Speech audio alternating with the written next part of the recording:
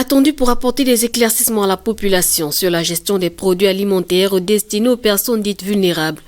La ministre des Solidarités nationales a dans un premier temps dressé le bilan des activités menées par les équipes chargées de la distribution de ces kits alimentaires dans le Grand Libreville, avant de déplorer les comportements inciviques de certains compatriotes. Tous les jours, nous essayons d'améliorer le fonctionnement de cette opération de la banque alimentaire, mais évidemment, on ne peut pas, à 14 jours de cette opération, nous prétendons déjà avoir atteint le maximum de la perfection dans la mise en œuvre de cette opération.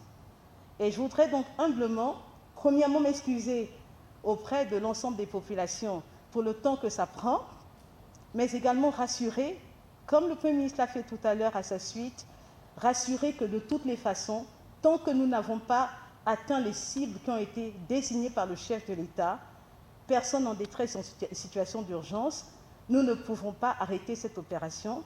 Le Premier ministre lui-même l'a rappelé tout à l'heure et l'a suffisamment rassuré.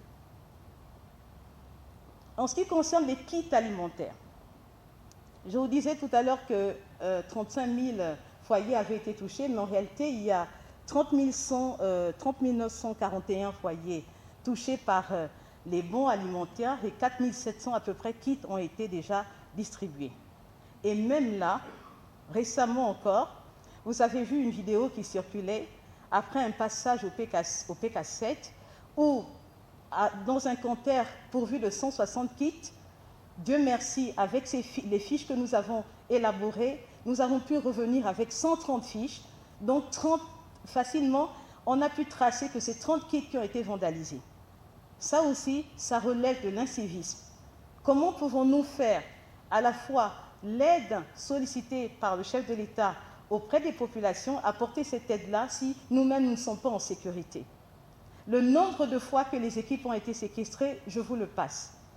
Ça veut dire qu'en même temps, nous sommes face au défi de préserver les distances de propagation du coronavirus qui devient de plus en plus difficile, et le défi également de nous trouver à un moment donné peut-être poignardés parce que certains d'entre eux ont utilisé l'arme blanche pour intimider les équipes.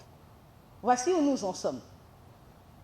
Et nous insistons donc sur le fait qu'il faudrait que les populations restent chez elles. Et l'intérêt de rester chez elles, c'est que nous aussi, ça nous permet de vérifier si le foyer a bel et bien reçu le kit qui a été promis par le gouvernement, et également pour nous assurer que nous avons contrôlé comme il se doit les populations qui sont bénéficiaires de ces kits-là. À ce jour, plus de 50% des ménages ciblés par cette opération sont déjà rentrés en possession des kits alimentaires et des bons d'achat mis à la disposition des Gabonais économiquement faibles impactés par les mesures restrictives gouvernementales mises en place dans la lutte contre la propagation du coronavirus.